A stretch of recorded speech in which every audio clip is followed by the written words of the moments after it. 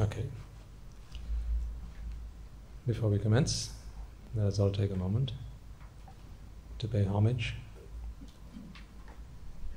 to the most merciful one, to the infinitely compassionate one, to the most magnificent one, the unvanquished one, the undefeated one. Oh, I could keep going on. Let us take a moment to pay homage to the most supreme Buddha, he who is our teacher, our master, he who is our guide to deliver us all, once and for all, from all suffering.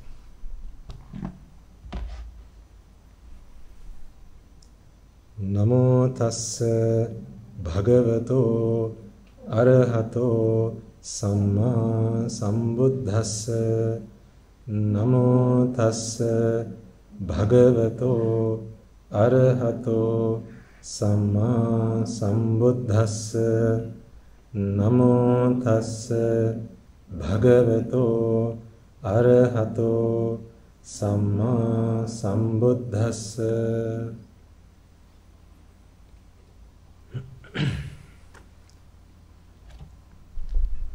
Right.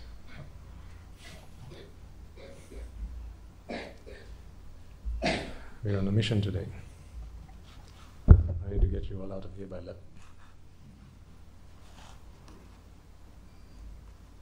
So in an hour, I got to do what I can do, right? Okay. I gave you some homework last week. Didn't I? Yes. I asked you to contemplate on something. What was it? On the body. Yeah? Okay. So let's get into the nitty-gritty and start unpacking this bundle of joy that is the Dhamma, and indulge in this ambrosia. How about that? All up for that? Okay. It's very important that you keep to your practice though, because you need to understand why Guru Handra has been going on about focusing on your virtues and being decent citizens, decent human beings, and being good to others, helping others, looking after each other, being kind and generous, right? Because all of these virtues is what will ultimately help you to understand the Dhamma. As logical as I can make it be, and make it sound, and make it seem to you all, understanding is one, but comprehending is a completely different thing. You can tell the difference by observing someone's behavior. Is it that they just understood it, or have they really comprehended it? Has it made an internal transformation within them? So that distinction between knowledge and comprehension is very clear and very distinct. And all I ask of you is to continue being the wonderful people that you are, and looking after and caring for each other. And I don't mean just the people who are here, starting with your parents. Yes, this is why we started with all that. So this is all part of a grand plan. Although I may not give you the whole picture all at once, there's a plan in the back of my mind, and that is what I enact when you come here. So this is why I started by saying look after your parents, your siblings, your families, your colleagues, friends, and so on. This is all very important. And being decent human beings, helping each other, giving what you can share with each other, and ultimately aiming for one goal and that alone. Wherever you have to make a choice between Nibbana and worldly pleasures, it must be that by now the choice has become an easier one to make. It would have been in the past as well that it was very easy to make, because you had no interest in Nibbana, but there would have come a time where it was a tough choice, and now again it should have become an easier choice to make. Okay? So, having said all that, I think we can start to make progress into the wilderness, the wonderful Dhamma, and start to make sense of what this is all about. All right? Okay. Now, we started talking about the body, and what I asked you to contemplate on was to think about parts of your body and ask this question: what has the sense of belonging got to do with it serving its purpose? Right? This is the best I can draw, I'm afraid.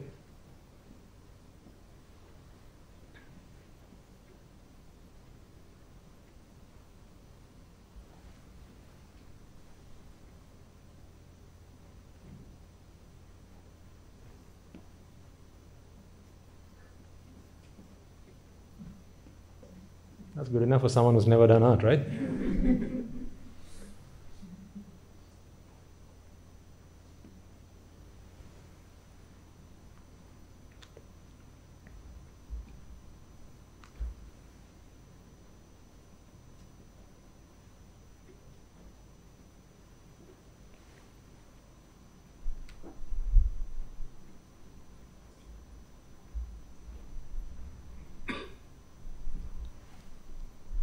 The hand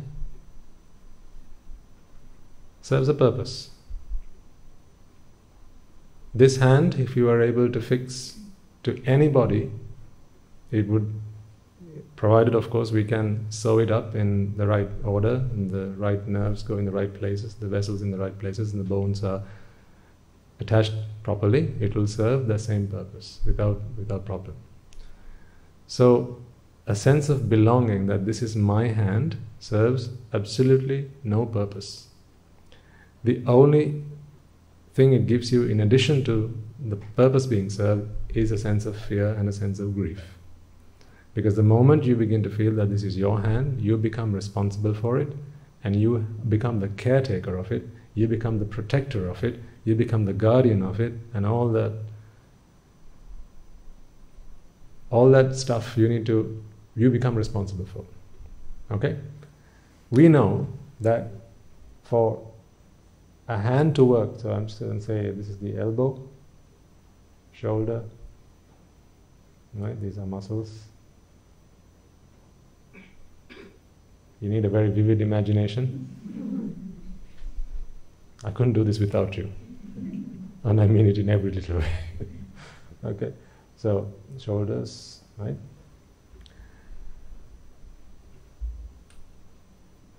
When the hand wants to do something, and you know what I mean by that, because the hand doesn't really want to do anything. Say I want to pick up this pen. So we talked about this last week in the Sinhala sermon, but I'm bringing it here so everyone understands it better. If I want to pick up this pen, there are a lot of things that need to happen for this result to manifest. To be honest, I haven't really picked up a pen. That is the outcome. Let me tell you what I've really done. To find out what's really happened, let's go ask the fingers that are in direct contact with the pen. Right? Let's go ask the fingers. Fingers. Why did you pick up the pen? Was it your intention to pick up the pen? Did you want to pick up the pen? Why did you pick up the pen? The fingers will have a very simple answer to that question. All they'll say is, beats me? I don't know. All I did was surrender to a command. There was an order. They came up from above and said, pick up or come closer. These muscles were ordered to contract. And upon that instruction, the muscles contracted. That resulted in the pen being pinched. Yeah? So that's how that happened. So therefore, your fingers will say, you know what? Sorry, I couldn't help it. There is nothing I could do about it. It was not my choice. when these muscles contract, you know very well that these fingers have no choice but to do that. Have you all been subject to the knee jerk test at some point? Yes? If you've never been there, I'm not sure you've got enough room here to do it, but if you ever get a chance, you can try it. So you put one knee over the other in that sort of fashion, right? So that this knee that is on top, or this leg is free to move, and then use something like a rubber hammer is what they normally use, and they tap the knee. Which knee? The knee on top. What happens then? Yeah. So the leg lifts up. It goes up like that. Why? Is that because the leg wants to do that? No.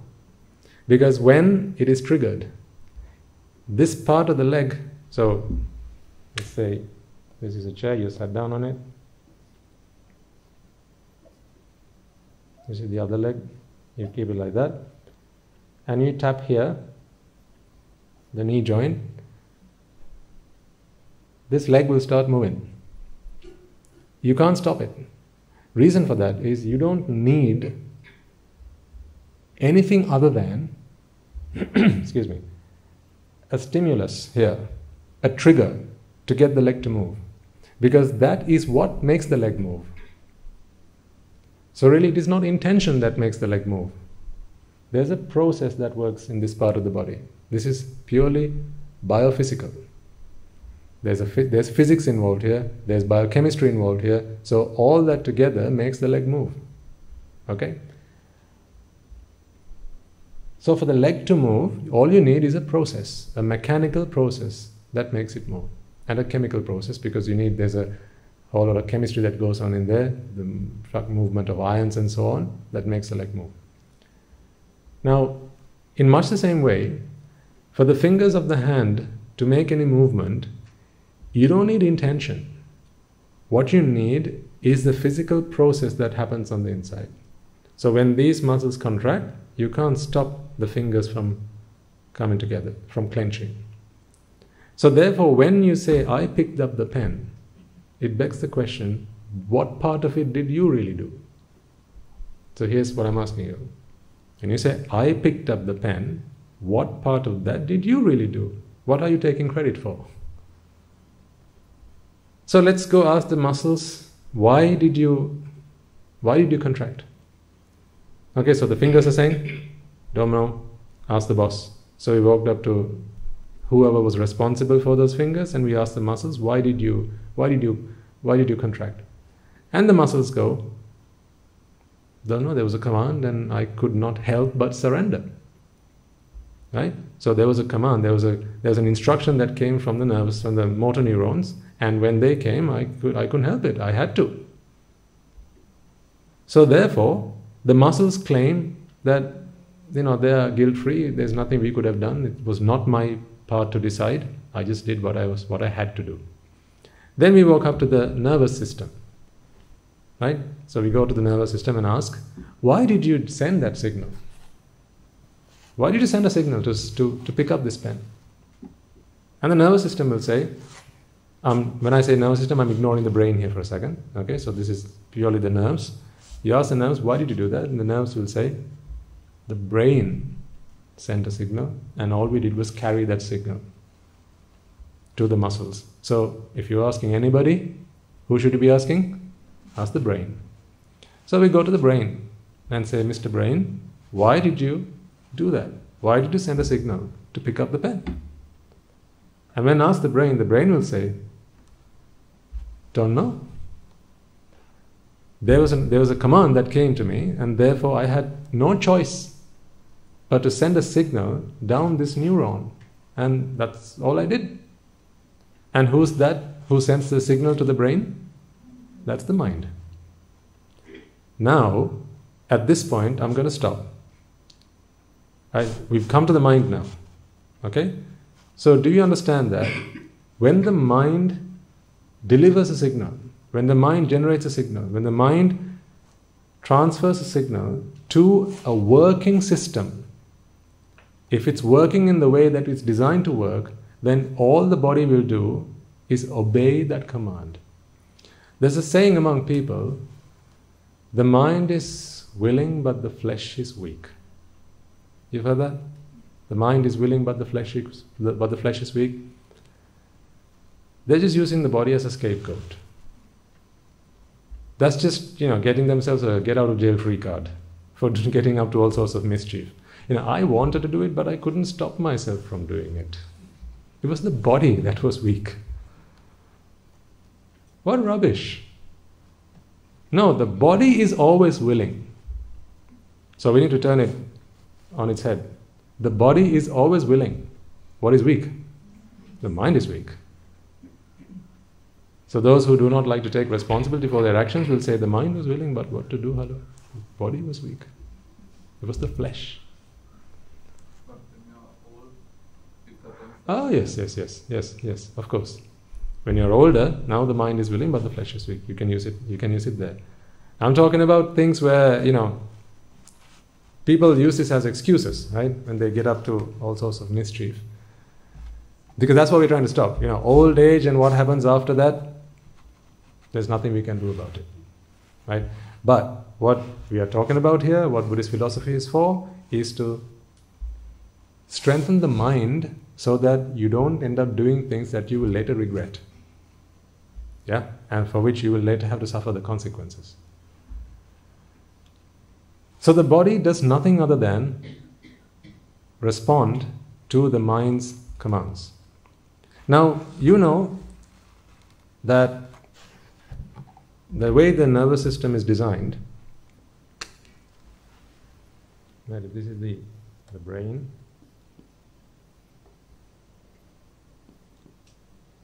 I'll take the example of the optic nerves. So these are the eyes, right?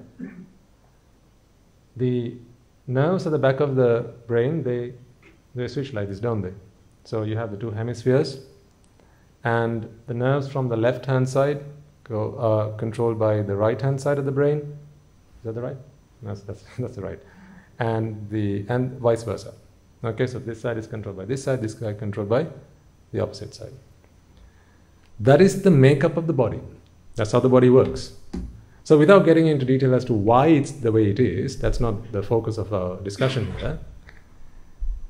When the mind wants to, say for instance, lift the right arm,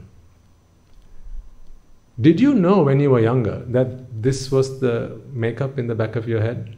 And this is how your nervous system was made? So did you intentionally instruct the right hemisphere of your brain to lift the left arm? Did you think, which hemisphere am I going to send this to? Huh? Only recently, in the time of your lifespan, only fairly recently did you learn that actually these two swapped at the back of the head, right? So you didn't need to know that for it to work like that. That's just the makeup of the brain. So therefore, there is a mechanism in this constitution whereby when the mind wishes to raise the right arm, a message that is generated, that coding, some kind of code, gets delivered to the left hemisphere. Therefore, the right arm is raised. And when you want to raise the left arm, then there's a code that gets generated and delivered to the right side of the brain. Therefore, the left arm is raised. Now imagine if something were to happen, some accident or something, and then they took you to the operating theatre, and some mad doctor thought he wanted to play a trick on you, right? So what they decide to do is they decide to rewire it, right? So he thinks he's being funny, right? And what he does is he severs the connection and does it like that. Okay? Now you regain consciousness after the operation, okay? And you want to get out of the right side of the bed. Okay? To get out of the right side of the bed, you will need to raise your right arm and perhaps move your right leg. Now, what will the mind say? The mind will give a command to the brain, lift the right side of the body, right arm, right leg, and so on. What's going to happen? The left side is going to raise. Yeah? what's going to happen to you at that time? You're like, oh, so what's going on here? You'll be confused, won't you? So you see, the reason that it works like that is because it's not you who decides. Now this is a very subtle thing. Of course, you'll say, but Swaminathan, it was I who decided to raise my right arm. Why are you saying it wasn't me who decided? We'll come to that in a moment. Let's just focus on the body for now. When the mind sends a command to the brain, and that command is conveyed through the rest of the body has no choice but to respond to that signal. So, it matters not that the mind is not aware of the makeup of the body. So how can you say then that you are raising the right arm and you're doing it intentionally? Let me put it this way. If this were to happen in the operating theatre, right? If you didn't know this,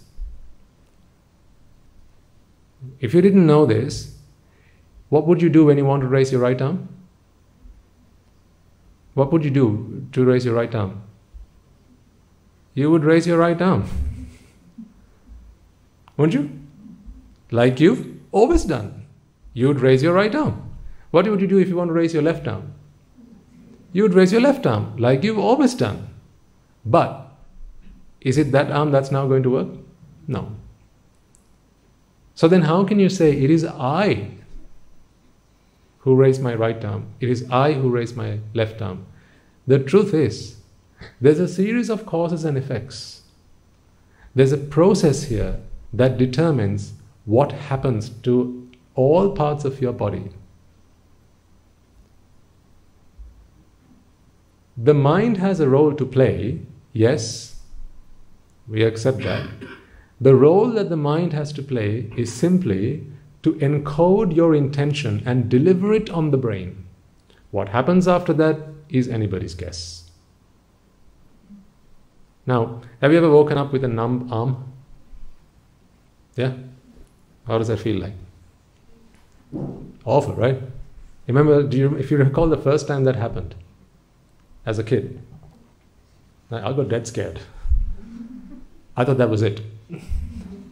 That's it. I'm never going to be able to use my arm again. Because, that's when I learned that arms can go numb when you sleep on it. Imagine that. A kid doesn't know that this is what happens, and he wakes up in one morning and the arm doesn't move. He's seen people with, arms that don't move, and the poor guy thinks, what? Oh God, that's it. But I'm only 6. Why does that bother you? It bothers you because you have an intention to raise that arm. So the intention that the mind has encoded this mental message into one that the body can understand, that your nervous system can understand. It has delivered to the brain. And the brain will attempt to convey that message down through the muscular system and through the skeletal system and so on. But because it's gone numb, that chemical flow does not happen, and therefore the arm does not respond. So what lesson can we take from that? All of this, I know I keep going on about this, but I need you to really understand that all of this is simply a machine that works according to a process, a multitude of processes. As I explained to you this morning, there are 3 things we need to be able to distinguish very clearly from each other. If you are able to clearly distinguish these 3 things, you'll go a long way. And these 3 things are the mind,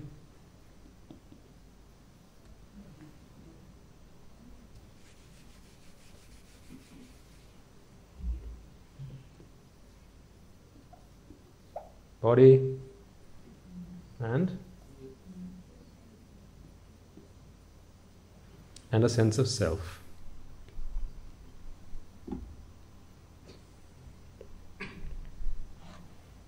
As I explained to you this morning, medical science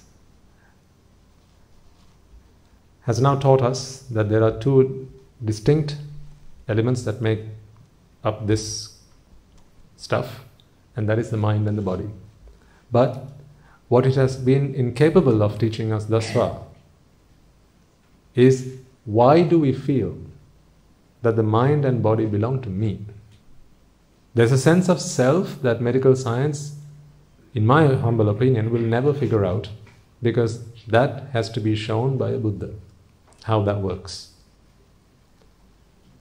So you'll recall from your science lessons, from your biology lessons at college, that there was clearly a workup, you learned how the mind works, and you learned how the body works.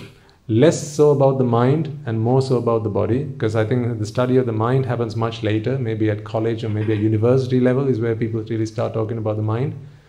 But we do learn quite a bit about the digestive systems and the respiratory system, the circulatory system, the reproductive system, and so on. And we learn quite a bit about the physical body, right? From early school years, we learn quite a bit about that.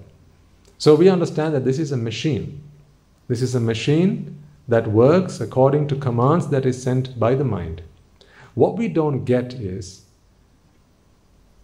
how do we tackle this feeling of, this is my body and this is my mind? This body that you've brought along here, whose body is it?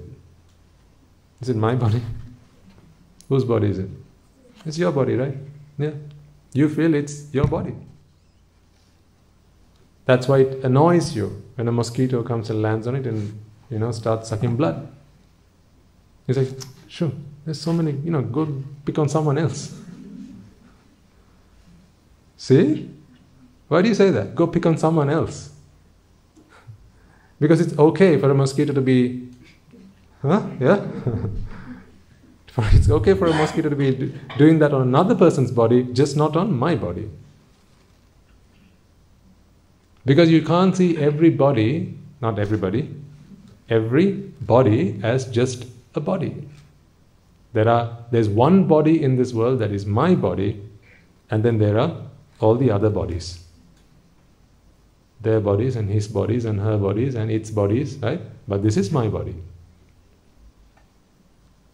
That is that sense of belonging we talked about. At the end of today's talk in the morning, I asked you the question, so what? Okay, there's a sense of self, so let it be there. There are things in this room. Right? There's a bottle over there, behind that chest of drawers, and it's been there for months. Anyone got an issue with that? No. Why not? Because it doesn't get in the way. Doesn't cause you any trouble, doesn't cause you any grief, doesn't give you any pain, does it? So if something's not problematic, if something is not causative of pain and suffering, then let it be. But why are we concerned about this sense of self? Because we have a problem with that. Because when that happens, lots of other things happen. This is what the Buddha identified as suffering. Now that is a giant leap from what we've been talking about thus far.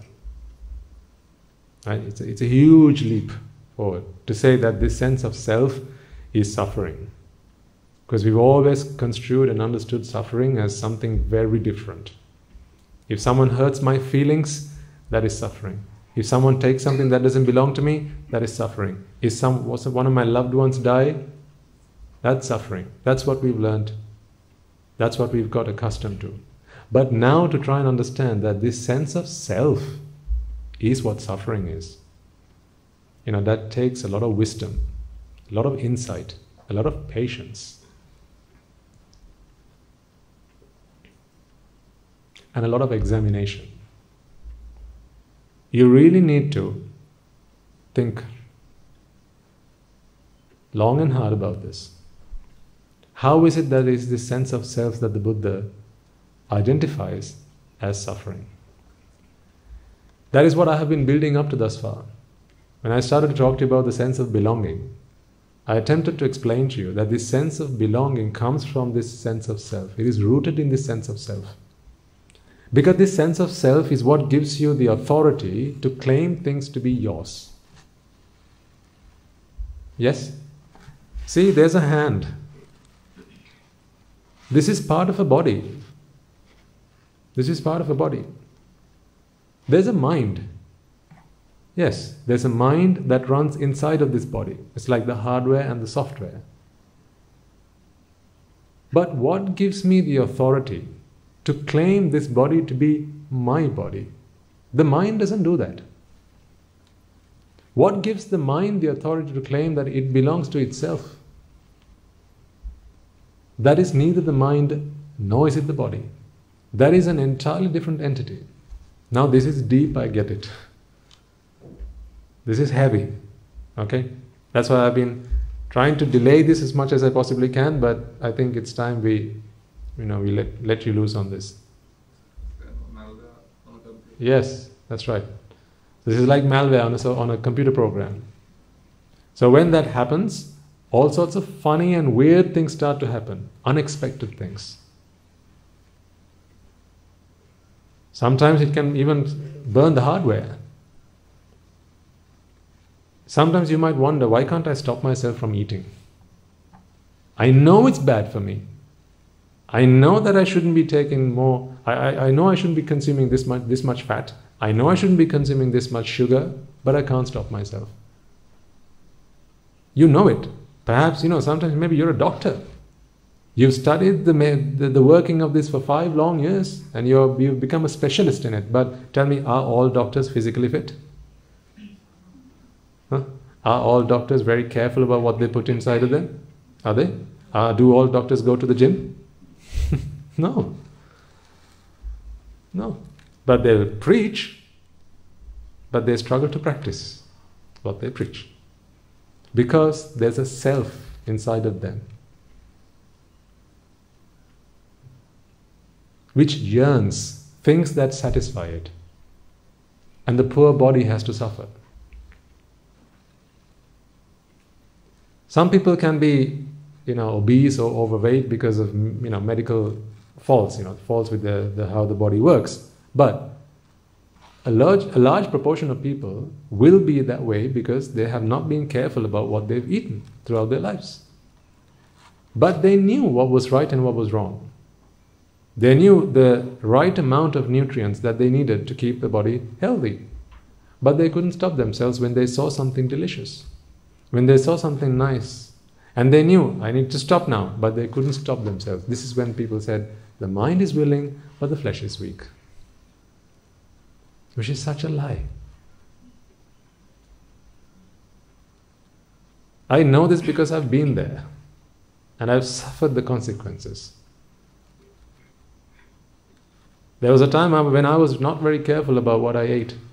Especially when I first traveled. Right? When we went there and it's just like, wow, didn't know all this food existed. I mean, things you had to pay, an arm and a leg for. Here, you could get for $1. You could get for £1. You could buy a pizza for £1. Can you believe that? Who wouldn't? No, if you gave them £1, they'd give you 1p back as change. For 99p, you could get a pizza.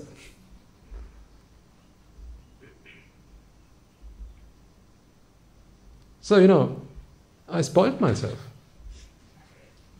Fortunately, I've lived to tell the tale. Most people don't. And after a while, I could start to get the blood tests and all when I was feeling a little bit, not too healthy. And then I realized that there was such a thing called cholesterol. Now, fortunately, then, I'm okay. Right? Nothing clinically wrong with me. I'm okay. But I've managed to develop a fatty liver. And you'll find this funny because I've never taken a drop of alcohol in my life. But when I went to the doctor and he examined me and he says, Swaminatha, do you drink?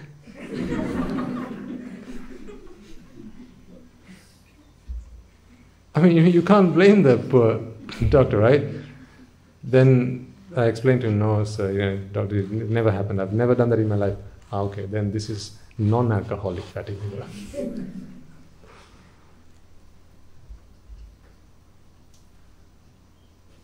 So fortunately, there is such a thing as non-alcoholic fatty liver. I so had an excuse. Right? Imagine there wasn't one like that. How could I save face? Wearing a robe, going to the doctor and say, "Samantha, do you take drinks?" But today I have to live with the consequences of that. I'm all right, so you don't need to worry. I'm okay. Right? I can do this for a few more years. Right? I'm all right. But I know that this is because I had a self that couldn't be satisfied with a full stomach. It needed more. It kept asking for more, and I didn't know what to do about it. When the urges came, I didn't know how to fight it. I didn't know. Courage, how long? Willpower, for how long? They're good, but it doesn't. No amount of courage and no amount of willpower is going to stop you feeling the urge. I'm just talking about the urge for food. You can apply to other things, right? Urge for food can be considered quite innocent compared to some of the other urges, right? So you can't stop yourself from feeling that way. Courage and willpower will only take you so far, but after that, it keeps on burning on the inside. How long can you keep fighting it? Until at one point you're going to have to give up and let go. Or give in even. It's not the body that needed it. It's not the mind that needed it either. Because, here's the reason. Do you know what the mind is actually? What is the mind? Let's take a moment to understand what the mind is. The mind is in fact a characteristic. The mind is simply an instrument that allows you to recognize and identify things. Stimuli that it receives from the outside world. The mind's job is purely to identify and to recognize. So we talked about the 5 R's. Do you remember them? Receive. What else was it? Recognize. Then I can't remember it now. Can you? Respond was one of them. Perceive. Perceive was the last one, so let me write it down on the board. Let's remind ourselves.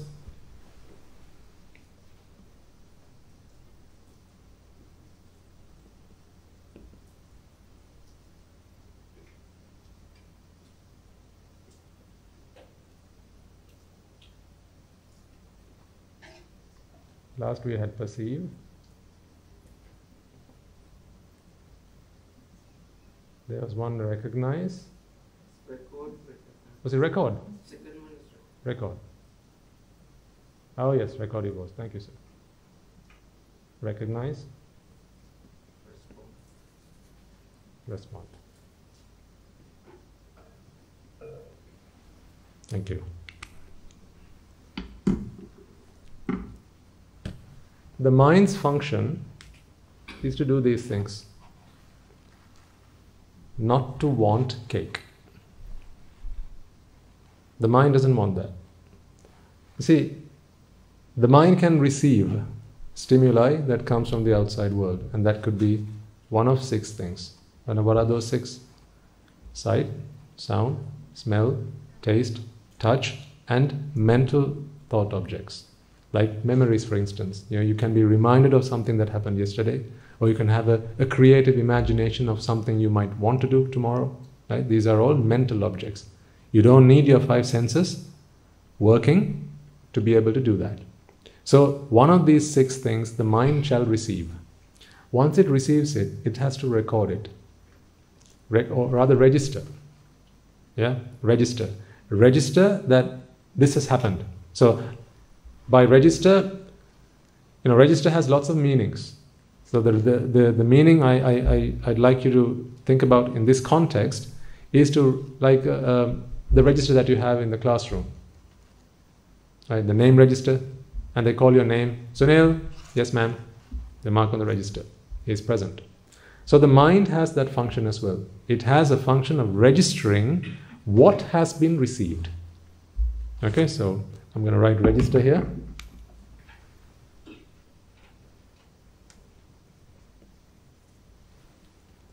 What has been received? It's like, something comes and it holds it. So now it can inspect it. Yeah? So you need to hold it so you can inspect it. Then you have recognize. Now recognize is very interesting in the way it's made, this word. You have re and cognize. Cognition is to grasp, to understand something, but to recognize requires a repeat of something, meaning it's something you've seen before, something that has come to you before. Therefore, you will need to refer to your memory to be able to recognize or recognize. Then the mind has the job of responding. The mind has a job of responding to that stimuli. And finally, all of this together. So for instance, this is a clock. And the clock tells me that in 15 minutes I need to let you go. What a day to pick to choose to teach you this topic, to teach you about this topic, right? So the clock, the mind knows that this is a clock and is used to read the time. Right? That is part of the response. That's why I don't take this and start munching on it. Because the mind understands that the response to a clock is not to chew on, but to read the time. The mind understands that the response to a pen is to write. These are all responses that the mind has. So tell me, wouldn't an arahant know what to do with a pen? Of course. So in becoming an arahant, does he kind of get rid of that? No. The response is there. Nothing wrong with that. All of them together gives you the entire picture of what that stimuli was all about. So therefore, when I show you a pen, all these things will have happened by the time you perceive that this is a pen. Can answer this question for me, please? Can you perceive that this is a pen and not know that this is something you can write with? Can you? No. I say water. Can you stop yourself from thinking it is something you can drink? Or something you can use to wash yourself with? No. Because that is all part and parcel of your perception of water. Does that make sense? Yeah? So all part and parcel of your perception of what something is. So when we talk about perception, it's all of the above. So in the Buddha's own words, he says, without this, without that, and that, you're never going to get this. Without rupa, without vedana, without sanya, without sankhara, there is no coming, no going, or an instance of vijnana, which is this perception. Those are also the Pali terms. Rupa, vedana, sanya, sankhara, and vijnana. This is the function of the mind. The body does a wonderful job of bringing various stimuli for the mind to receive. Does that make sense? Because the body has eyes, so therefore it can bring sights. For what? So the mind can receive them and ultimately perceive them. So how do you know that these are flowers? Talk me through the process. Eyes don't see flowers. Let's get that straight. Eyes have never seen flowers and they never will see flowers. Eyes are only sensitive to light, not flowers. That is why if there was no light here, you would not see the flowers. So the eye never saw flowers. The eye only saw light. Because at the back of your eye, in your retina, you have receptors that are sensitive to flowers. Which way? No. You have rods and cones which are sensitive to various frequencies or various wavelengths of light waves. They'll only be triggered by light energy. And let me share with you something really interesting at this point as well. Now, think carefully before you answer, okay? You see this lid here? What color is it? Don't hesitate. I say, yes, think carefully. I didn't say don't think. What color is it? Blue? You sure? Will you believe me if I said, no, this wasn't blue? So what, it's black then, Swaminatha? No, this is not that test from last week or the week before that. This is not a trick test. No, this is a blue pen. I'm asking you, what is this color? The color blue does not exist in this pen. It's not here in this lid. Let's get there. Okay? Because you know, I'm sure most of you will know,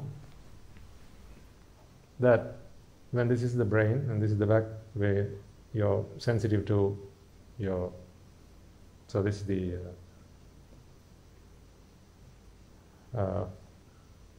what nerve do you call it? Optic nerve, thank you. So the optic nerve carries signals to the back of the brain, right? Most of you will know this. Now if I drew the eye, which is something like this, you have the retina and you have your rods and cones here. Now these things, they have nerves which all aggregate here and to go on to become the optic nerve, right? Have you ever heard of a nerve that carries light rays? Alright, so nerves don't carry light waves. All they are capable of carrying is electrical waves. Now, what color is electric? So how can you say this is blue then? Because if you're seeing the blue in this lid, then that blue has to travel all the way from this to the eye, to the up to it has to be blue all the way. Right? And then to the back of the brain. And it still has to be blue. If it's the blue in this that you're seeing, really what you're seeing is not the blue in this. These are pigments. This object has pigments. These pigments reflect light, as the good gentleman said there. These pigments reflect light. When light falls on this, white light, right, it will, as we learned, it absorbs all other frequencies except for blue, and that blue is what gets reflected. So really, we don't know what color this is, or even if it has a color. To be honest, I don't think it even has a color. What it has are pigments. It has pigments. It is the mind that interprets light that is reflected from this as being blue.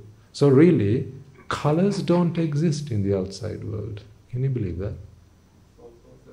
Yeah. Colors don't exist in the outside world. You know, you think this is a very colorful world. What a lovely world. You know, look at these flowers. So colorful. Colors don't exist in the world. Pigments do. All pigments do is reflect selective frequencies of light waves. These are electromagnetic waves. And electromagnetic waves, which at the optic nerve or at these rods and corn cells, they're converted to electricity. This is a charge that travels from the brain. So what color is current? What color is electric current? Now it is obvious, isn't it? Even if there was color in light, then at this point you can no longer talk about it. So really, these colors that you see, they don't exist in the outside world. They're all perceptions. Because the mind can do a wonderful job of perceiving things in creative and very imaginative ways to make this world livable for you. Even at the brain, there's no such thing as color, because the brain does not have anywhere to hold color. There's no such thing in the brain. Again, these are nerve cells which transfer messages between each other through synapses, through neurotransmitters and so on. That's all that happens. So we have chemistry, we have electricity, we have physics. There's no color. So the only time color can really be understood is when it reaches the mind. Therefore, color is a perception.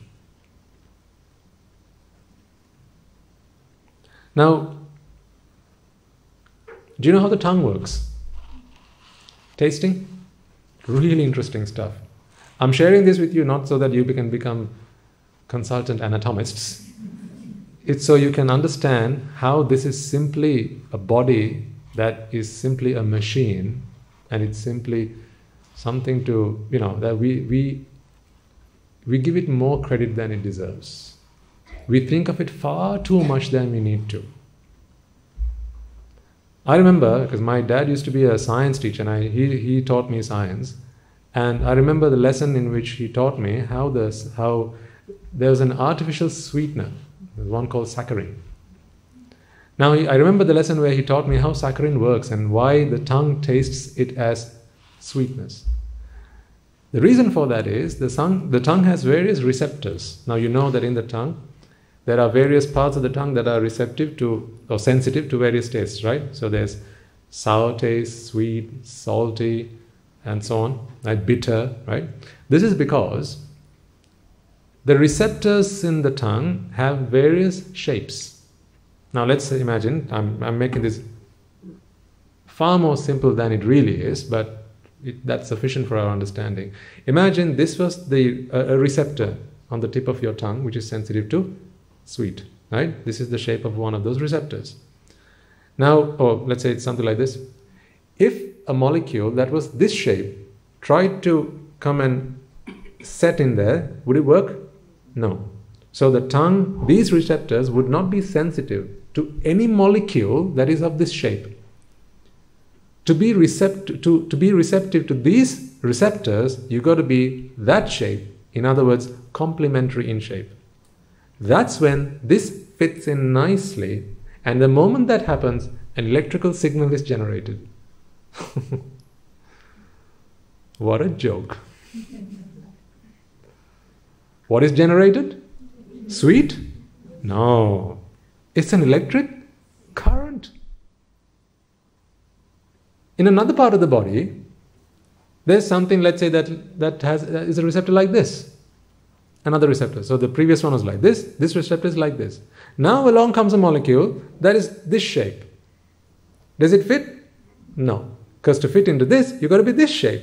Again, complementary. So when that fits in, again, very similar, almost identical to the previous situation, same electrical current is generated.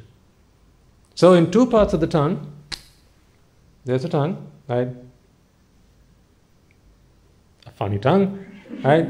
This part you have a receptor that looks like this, another part you have a receptor that looks like this.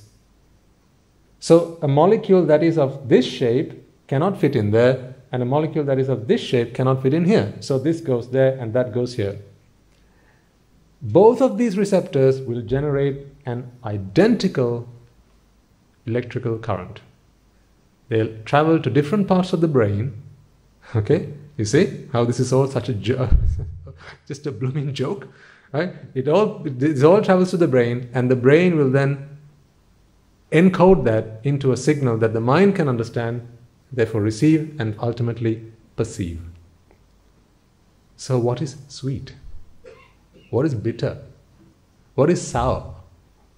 These are all electrical signals. Now tell me, if I were to be Dr. Frankenstein, and I were to walk up to the brain and do some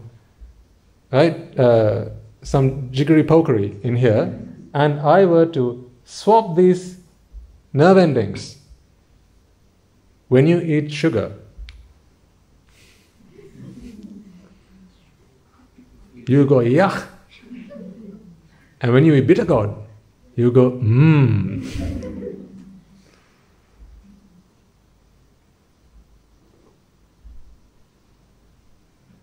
Do you see what's going on here?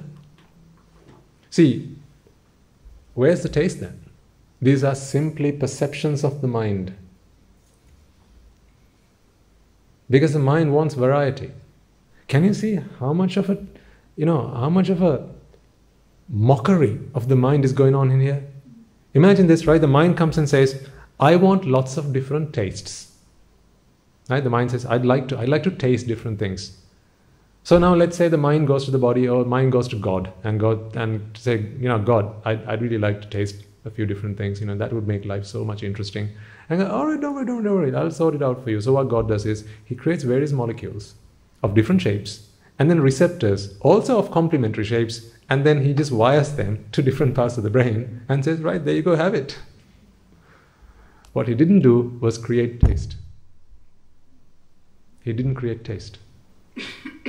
But He gave you the impression that you are tasting things, simply thanks to perception. This is the function of the mind. The mind creates the world in which it lives. It's such a wonderful and fascinating thing. Nothing is as capable as the mind is of creating wonderful, so rich and imaginative worlds in which the mind, it's like a spider in its web. It's like a spider in its web. The spider creates the web, he weaves the web, and then it lives in it, right? The mind is much the same. It will create this web of lies. Not those lies in your hair. Lies, right? Falsehood, lies, and it will live in it. All the time thinking that this is real. The mind creates its version of reality. Remember the Matrix? Yeah? A world created in the mind. The same thing happens with you right now. How do you know this is hard? How do you know it's hard? There are receptors on your skin sending electrical signals to your brain, which is then converting that into a code that the mind can read, and the mind is perceiving it as hard.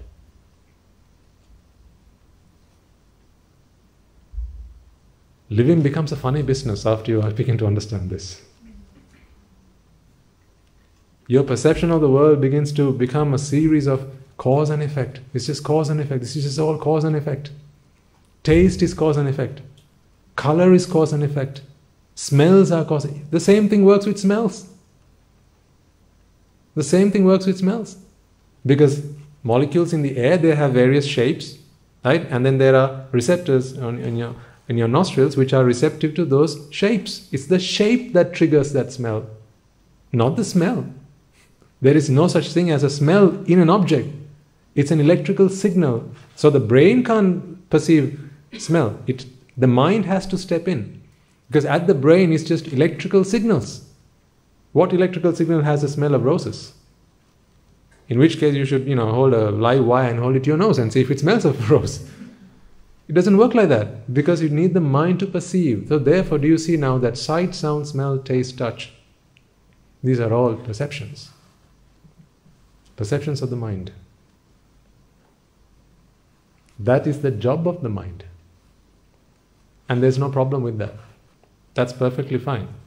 It's okay that this is perceived as blue. There's nothing wrong with that, because that does not cause suffering.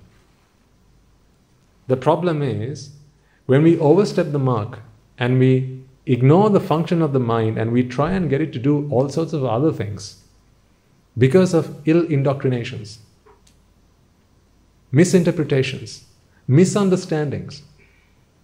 It's when that happens, the mind begins to expect something completely different, something that does not exist. And when that happens, the mind goes into an insanity mode, which we'll need to talk about in more detail.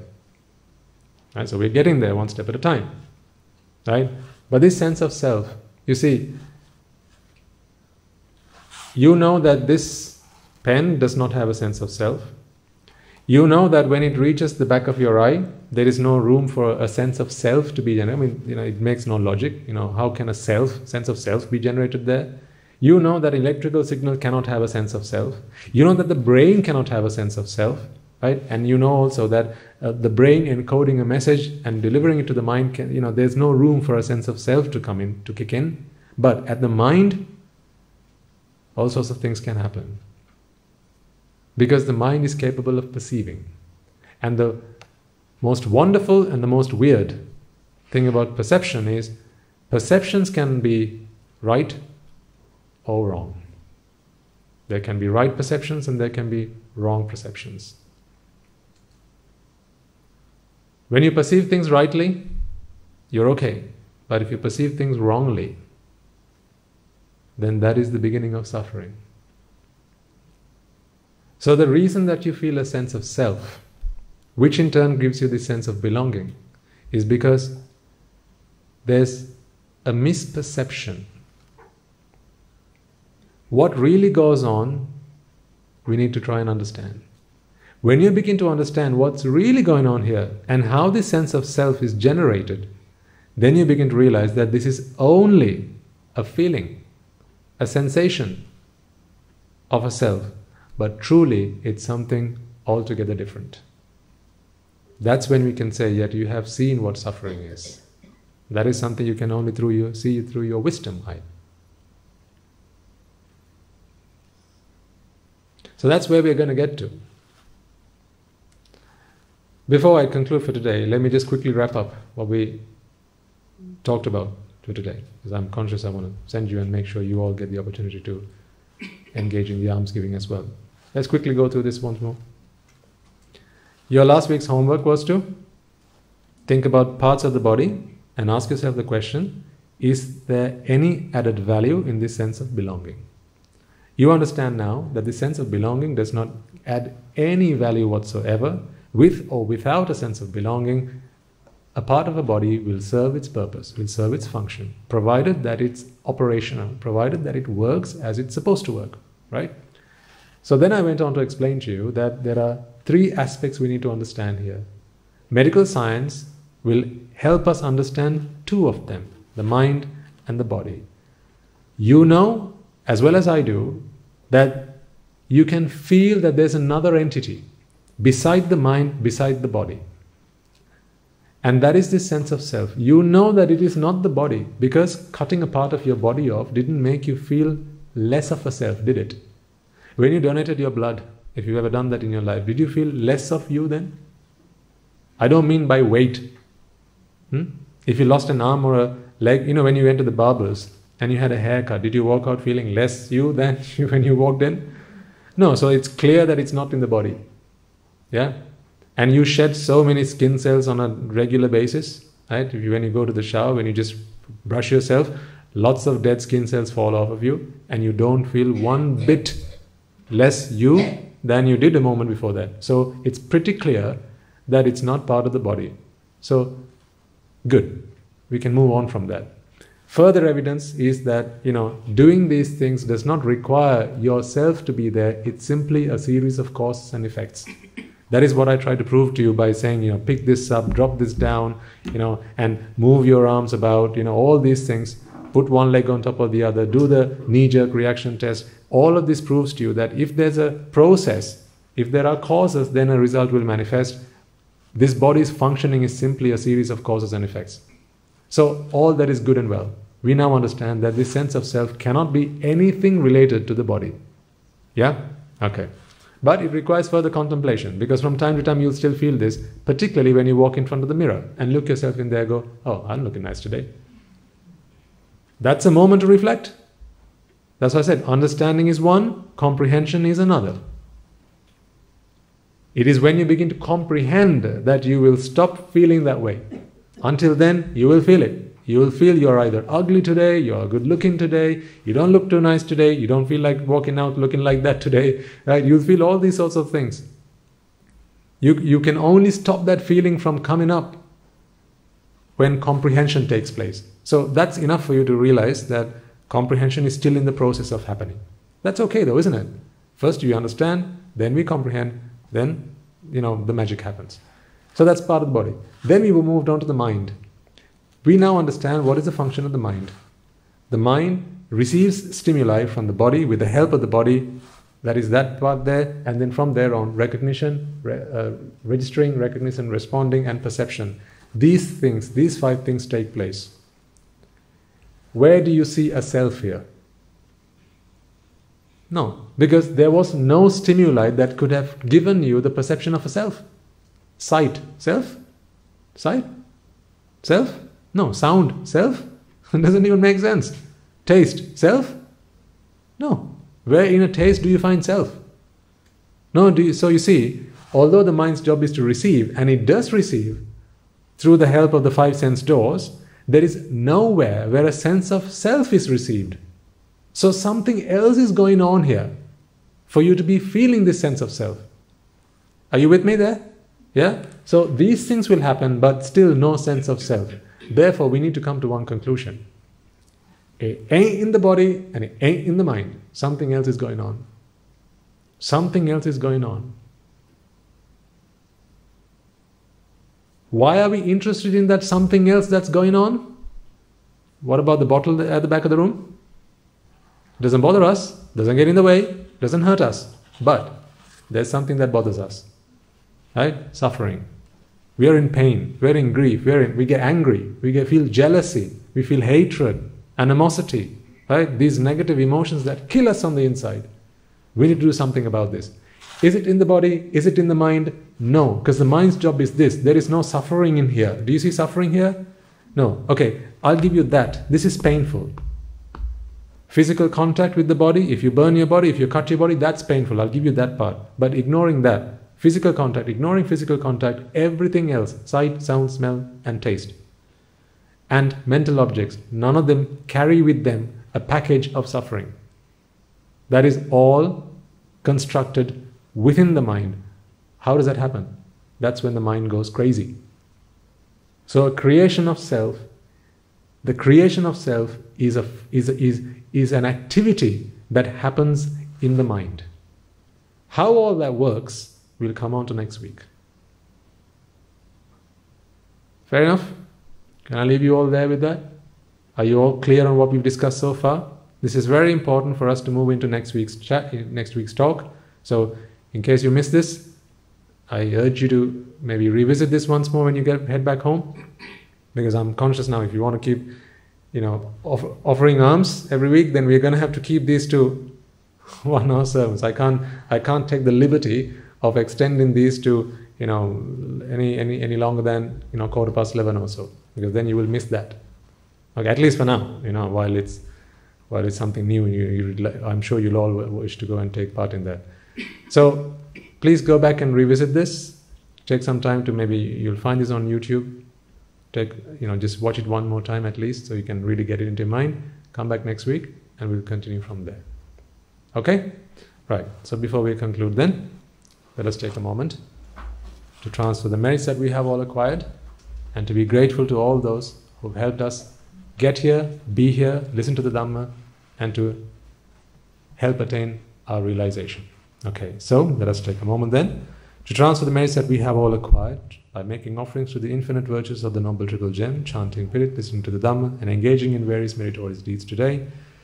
First and foremost, let us remind ourselves how incredibly fortunate we are to be in receipt of the Lord Buddha's teaching, and with immense gratitude let us transfer these merits to the bhikkhus and bhikkhunis, upasakas and upasikas, who since time immemorial have protected and preserved the sublime teachings of the Buddha and have passed it down through the generations of the noble lineage in the form of the Tripitaka, which is thankfully available to us today to study, understand and comprehend the Dhamma. Let us also transfer the merits we have acquired to all members of the Mahasangha present throughout the world, including the chief prelates of all of the chapters, who have dedicated their lives to the noble path and have committed themselves towards the betterment of all sentient beings. Let us not forget that among them are the monks and nuns resident in your local temples and nunneries, who have always been by your side through thick and thin, come rain or shine. Let us transfer these merits to Guru Swamin Wahanse and all other teachers, as well as all the monks resident at this monastery, as well as the anagarikas and anagarikas attached to the monastery. Let us take a moment to transfer these merits and express our gratitude to those who make great efforts to disseminate the teachings of the Buddha, be that by transliterating these sermons, sharing them out with others, or inviting others to join them. May through the power of these merits, if any of them have been born in the woeful plane, redeem themselves and be born in the blissful plane. May through the power of these merits they abstain from the unmeritorious deeds, fulfill the meritorious deeds, fulfill the noble eightfold path, and may they all attain the supreme bliss of Nibbana. Sadhu, sadhu, sadhu. Let us take a moment to transfer the merits we have acquired to our devotees, friends of the monastery who for the sake of merits continue to sustain the Mahasangha. This includes everyone from those of you who have contributed to the construction of the monastery, to those of you who have passed on. Provide the Mahasangha with shelter, alms, robes and medicines, as well as those who passed on their know-how and continue to extend their well wishes. May through the power of these merits they abstain from the unmeritorious deeds, fulfill the meritorious deeds, fulfill the Noble Eightfold Path, and may they all attain the supreme bliss of Nibbana. Sadhu, sadhu, sadhu. Let us also take a moment to transfer messages to our mothers, fathers, husbands, wives, brothers and sisters, sons and daughters, grandparents, uncles, aunts, cousins, nephews, nieces, our elders and acquaintances, employers and employees, and to all those who helped us, supported us, and assisted us in any way, shape, or form. By the power of these merits, may they be healed of any physical and mental ailments and overcome any obstacles to their spiritual progress. May they abstain from the unmeritorious deeds, fulfill the meritorious deeds, fulfill the Noble Eightfold Path, and may they all attain the supreme bliss of Nibbana. Sadhu, sadhu, sadhu. Let us also take a moment to transfer these messages to the Devas, Brahmas, spirits, and demons, primarily the Sakadeva, as well as all the numerous gods and deities who are committed to protect and fulfill the Sambuddhasasana. Let us transfer messages to our guardian deities who keep a watchful eye over us and keep us out of harm's way. And may by the power of these merits they prosper in divine power and wisdom. May they abstain from the unmeritorious deeds, fulfill the meritorious deeds, fulfill the Noble Eightfold Path, and may they all attain the supreme bliss of Nibbana. Sadhu, sadhu, sadhu. Let us also take a moment to transfer messages to our ancestors who predeceased us, and to all those who have been friends and families and acquaintances in this infinitely long journey in samsara. Let us also take a moment to transfer these messages to the members of the armed forces as well as the police force who have sacrificed their lives to protect the peace and harmony of our nation. And may all who have lost their lives in the wars, be their friend or foe, rejoice in the merits that we have acquired today. Let us take a moment to transfer messages to those who have lost their lives in natural calamities such as tsunamis, earthquakes, landslides, pandemics, including the most recent and prevailing ones, reminding ourselves that among them will be those who have been friends and family to us in this long journey in samsara. Let us take a moment to transfer merits to them, and may by the power of these merits they abstain. If any of them have been born in the woeful plains, redeem themselves be born in the blissful plane, may they abstain from the unmeritorious deeds, fulfill the meritorious deeds, fulfill the Noble Eightfold Path, and may they all attain the supreme bliss of Nibbana. Sadhu, sadhu, sadhu. And finally, let us all resolve that may, through the power and blessings of all the merits we have acquired throughout the day, we be able to witness the advent of many hundreds of thousands of arahants on this blessed land, and may, by the power of all the merits we have acquired today, you and I, and everyone who's helped make this program a success, become an Arahatun Vahanse, an Arahatheran in Vahanse, in this very life itself, and in the era of the Gautama Supreme Buddha itself. Sadhu, sadhu, sadhu. May the blessings of the Noble Triple Gem be with you all. The members of the Mahasangha will now transfer their blessings to you.